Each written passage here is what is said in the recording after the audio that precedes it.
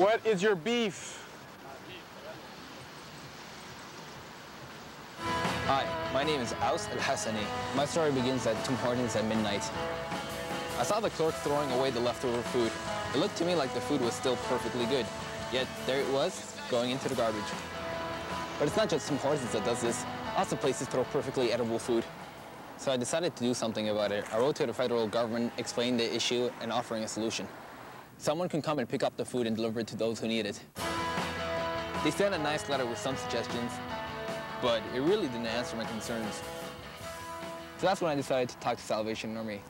They say they'd like to do more, but they're being ignored by large companies. After that, I took my problem to Tim Hortons' head office. They also thought something could be done, but told me that I need to convince the individual franchises to take part. And that's when I thought of Street Cents. Perfectly good food is being thrown away, and the world seems to be ignoring the poor and the needy. Street Cents, can you help? House, you're right. We live in a country with an abundance of food, more than enough. But still, there's food banks and soup kitchens that struggle to feed the hungry. Sometimes they have a hard time trying to convince restaurants to give them their excess food instead of throwing it out. But not everyone dumps the leftovers. This hotel gives its excess food away. Robert Fournier manages the kitchen at the Salvation Army's Booth Center, and he does food pickups in this van. Most of the food Robert gets comes from donations. When I arrive, I normally He picks up the excess food from this hotel called the Fairmount Queen Elizabeth. Put on these shelves, and near the shelves, like these little quiche, are for me. This leftover ham, leftover roast, leftover chicken, leftover rice, the mixed vegetables. We always get this type of stuff. This is the food left over from the hotel's banquet hall, their catering service, and their restaurants. It's the stuff that just wasn't eaten that day. A lot of the excess food goes to the staff kitchen, but there's still plenty left over. You can start with the fish. Okay. Put all the fish in the same container. Looks very good.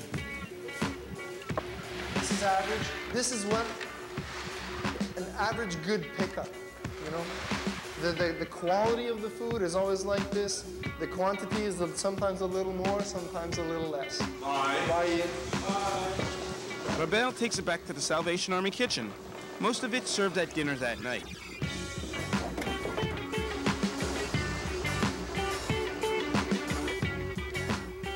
And the bread is from the Queenie.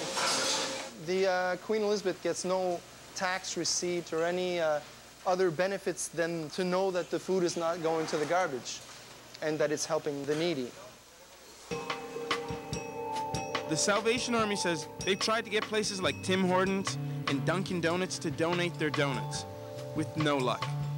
Tim Hortons' head office told Street Cents when it comes to donating food, it's up to the individual franchise. There's no national policy on food redistribution. It's the owner's choice.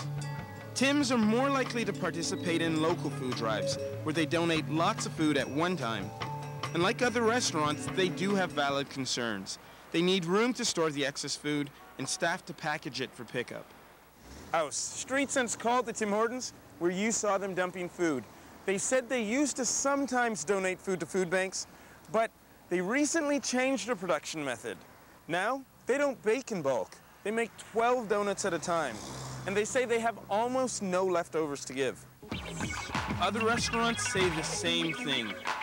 They're careful to make as much food as they'll sell. But there's another reason why some businesses don't donate food: liability and lawsuits.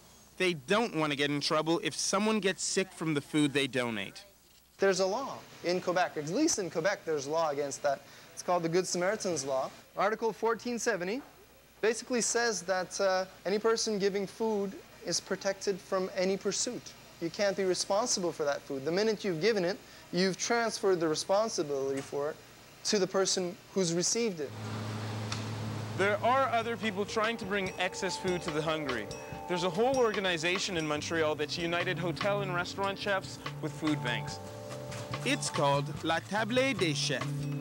They've been fundraising and wooing businesses for 2 years. Eventually, they'll have a 1-800 number. The chef will call it and get set up with a food pickup program nearby. and they'll offer food handling courses to soup kitchens. Getting food from restaurants, hotels, grocery stores, and manufacturers can work. There's a great example in Toronto. We're lining the boxes with plastic right now and sticking the juice in. It's called Second Harvest. They deliver 12,500 meals a day, all from food they've collected.